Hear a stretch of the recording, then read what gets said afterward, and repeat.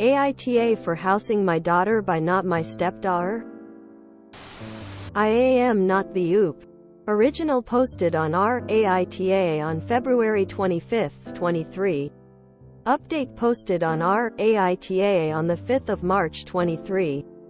Both by https www.reddit.com/user/activeview001/ Original post https www.reddit.com/r/amethyshole/comments/11bnjsv/IATA for housing my daughter by not my stepdaughter. Hi everyone. This is a doozy and I think I might be the but I wanted some opinions. I'm a 48 meters who inherited a beach house from my grandfather. The house has been in my family for generations, and it has a lot of sentimental value to me. I am now with my long-term girlfriend for 7 years after a divorce from my first wife which ended on good terms. She has a daughter from a previous marriage, and I have a daughter from my marriage as well. Our daughters are each 17, with mine being basically 3 months younger. Kara, the oldest, will be 18 in May. Kara has been in my life for 7 years and we have a good relationship. However, she has an active father in her life, so I did not fill that role. I was in her life 50% of the time, so I have no doubt I played a large role in her life. But I wouldn't say father. But others do say a non-legal stepfather. I have my daughter, Emmy, half-time as well, aside from summers where I had her more due to my and my ex's lifestyle. With that said, my ex and I have a good relationship, as does our daughter with all of us. Kara and Emmy have gotten along, and they are friendly. They have made plans independent of myself and my GF, but they don't consider themselves sisters or best friends. Now to the issue. Kara will be going to school near the beach house and has asked if she can live in it to save the money, which would be significant. Emmy approached me and has said she wanted to live there after the summer but wanted to live alone while also in school. The home is more than big enough for two, but she pointed out that they have very different lifestyles and would be far more comfortable alone or with a friend if I insisted she live with someone. It was a frank conversation and she brought up the fact that the home will be hers one day. Said it made sense. And she's right. The home will be hers by law in a few years, as I will pass it to her. My GF and Kara are very upset and calling it favoritism and pointing out that she will already be set for life between having a free ride to school via scholarships and housing, while Kara will be using loans and may have to take a gap year or attend another school altogether. They are asking me to reconsider, and I think I've damaged my relationship. AITA for this decision? I agree that it's favoritism, but Emmy is my daughter. Of course I'm going to favor her, right? Comments. Top comment. NTA. You're Kara's mom's boyfriend and not Kara's stepfather. Seeing as you're not married, Kara's dad needs to step up and support her if money is an issue. Other posters agree. Op is NTA. This is not in any way favoritism because you aren't married and you do not share assets. You haven't legally adopted Kara and the house isn't some asset the girlfriend will ever be entitled to. Girlfriend and Kara are acting entitled and are 100% in the wrong. I would put the house in your daughter's name as soon as she turns 18 and let them know you have no say in what she chooses to do with her property. Again, they were never entitled to any part of this lake house. Exactly. Since it's mentioned that her bio dad is actively in her life, chances are that neither Kara's mom nor dad have that kind of money. But that doesn't change the fact that the daughter who is in line to inherit that house doesn't want to live there with Kara, and apparently has non-petty reasons for that wish. Op is NTA. But this might still be the end of the relationship. She's not trying to steal inheritance. She's trying to get help from someone who's been in her life for like third of her life. He may not have married her mom yet, but he has been dating her for like 7 years. Fence-sitting posts. They are not off for asking, but they are off for not accepting no as an answer and finding it unfair that he treats his own daughter differently than his not even stepdaughter. She wants to go there for school, not live there permanently. He's still not the asshole, but I don't think she or her mom are either. Posters disagree. Op is not the point. Op has the ability to help Kara out. A child whose life he's been in for 7 years, whose mother he is dating at little cost to himself. The girls living together as a roommate situation during school is hardly uncommon, and learning to live with people who live different lifestyles and whatnot is a valuable skill. I have to go against the mob here and say YTA. Op, it's still your house, not your daughter's. You've admitted that the area is barely affordable for a middle-class family, let alone a student, and that neither your partner or her ex would be able to contribute enough financially to make finding secure housing feasible. Ultimately, it's your call to make. Your bio daughter would like, but certainly doesn't need, a whole-ass house to herself, whereas the girl who has been in your life for the past 7 years needs safe and affordable housing. Give in to your bio daughter's demands, and you'll be showing your partner exactly how much she and hers mean to you. Very little. This could be a relationship killer. Update post by https www.reddit.com/user/activeview001/on AITA the 5th of March 23. https www.reddit.com/r/amethyshole/comments/11j1vfo/AITA for housing my daughter, but not my. I spoke to Emmy and her mom and let them know where I stood. And that was beside Emmy. But I also felt that Kara and her mom deserved a genuine conversation. The conversation was this past Friday. The talk started out okay. Obviously there were some emotions. But I started the conversation with telling everyone there would be no yelling and tears would not be used to influence anyone. After it was all said and we began, I just proposed the situation as, this is a second home that I own fully and outright. It will be Emmy's fully legally and in name in a few years.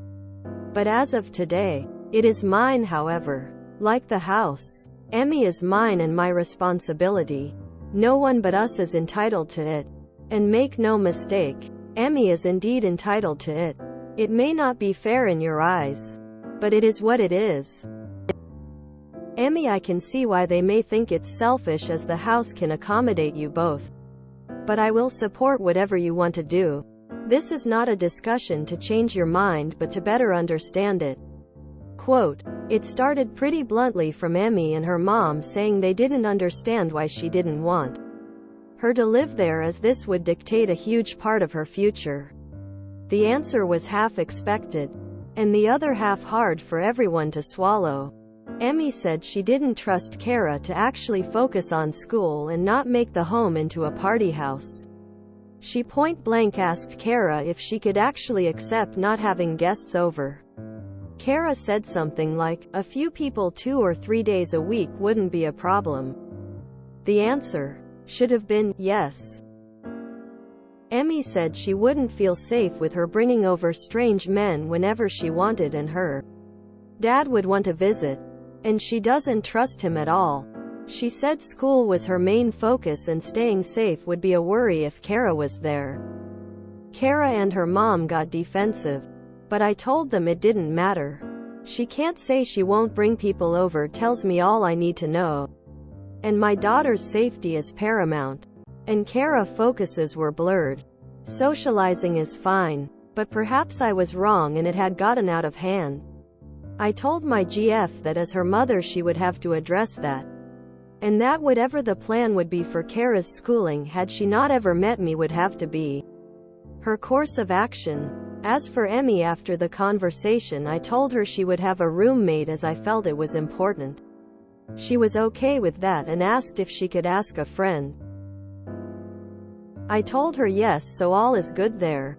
As everyone guessed, GF is now EXGF. She asked me to stay somewhere else for a week while she found somewhere to stay. I reminded her that this was also my house, but she was free to leave whenever. She ended up going to stay with a coworker. But something happened. She asked to come back, but I told her it wouldn't be wise. That's the update. Daughter is happy. I'm better than I thought I would be. Today's a new day. X will figure it out. And Kara has time to learn and grow. Yeah. If the starting point was just a few friends over 23 times a week, it was going to be a lot more than that within a few weeks. Emma saw right through it and thought ahead. Smart girl. Kara's response to Emmy's question really highlighted how incompatible they were going to be as roommates. It's good that she didn't pretend she would act otherwise if she really had no intention to. But if Kara had abided by Emmy's request for several months, she might have built her trust up to be able to have more company over with time. I had a feeling that it would be a one kid wants to study, one kid wants to party situation. I just wasn't sure which kid it would be until the update. Good on OOP for standing firm on not only their own boundaries, but their daughters as well. I'm trying to make a list of the things I would have done for free rent in college. Agree to not have friends over is way at the top. Her dad would want to visit, and she doesn't trust him at all. It's odd to me that OOP glossed over this. This one is infuriating. OOP's girlfriend and her daughter straight up expected the favoritism card to work here when her daughter was completely unwilling to negotiate with OOP's daughter. OOP sat everyone down and had an honest conversation about everyone's motives and reasons. I wish more families would do this. So props to him. It was hard to tell Emmy's reasons for keeping Kara out from the original post, not focusing on school and bringing people over on a weekly basis sounds perfectly valid reasons for not letting Kara stay. A lot can get damaged from having irresponsible tenants, like water damage, clogged pipes, etc., especially if Kara had nothing to lose since she was leaving anyways. Sounds like Emmy was afraid of what Kara would do to the house and wanted to keep her away from it. Sounds like if Kara promised not to bring people over, then the conversation would have went a different way. I think OP did well in getting to the bottom of this. Once OOP said that his daughter didn't want to live with her due to different lifestyles, I knew it was because the stepdaughter was either a very messy person or a partier. Either way, I don't blame the daughter one bit. I'm betting the mom and daughter were hoping for him to not only let her stay there but also for him to pay for her college. Calling it favoritism and pointing out that she will already be set for life between having a free ride to school via scholarships and housing. All I needed to know when I read this post that OOP was NTA. A free ride to school via scholarships is not a free ride at all. Girl worked hard for those scholarships. Reeks of jealousy and entitlement. Glad OOP sat everyone down and saw it for what it was. Different lifestyles, partying, you mean? She asked me to stay somewhere else for a week while she found somewhere to stay. I reminded her that this was also my house, but she was free to leave whenever. Mother like daughter. Bullet dodged there for OOP. I'm glad they broke up. He and his daughter sound too different to the ex-GF and her daughter. Too much drama. Sorry, did I read correctly? She asked him to leave his own house after the breakup? GF asked him to leave his own house while she looked for something else? Lol, she would have squatted there forever until Oop could legally get her out. If they couldn't have the beach house, they'd take the main one. I still can't get over the ex asking him to leave his own home while she searched for a new place. Ignoring the whole squatters' rights issue. Just the pure audacity and entitlement to think, no, I shouldn't have to leave a place you have no stake over is wild to me. Reminds me when an ex tried to kick me out of an apartment that had mine and a roomie's name on and not his. I get that other information was left out, i.e. not stepdaughter is a partier and the dad is a creep. There does seem to be a lot of expectation from the GF. Glad that Oop had the presence of mind to do this sit-down and frank conversation with all parties. With all the wishy-washy blended family parents on AITA, I'm surprised Oop stuck to his decision to support his daughter. Pleasantly surprised. Her dad is very much active in her life. He just can't help with any expenses. I housed, clothes, and ensured Kara was all around taken care of. I should not be responsible for her education. That's between her parents. What a wonderful way to throw away 7 years of comfort in someone else's house. I wonder if she would change the locks in this week that she wanted op away lol. I was on the fence till the update. Oop should have mentioned the differences in lifestyles in the first post. I am now firmly in the NTA camp. A few people 3 nights a week? Kara meant party central, half the week or more because she lives in a beach house. Yeah, that would not have worked well at all.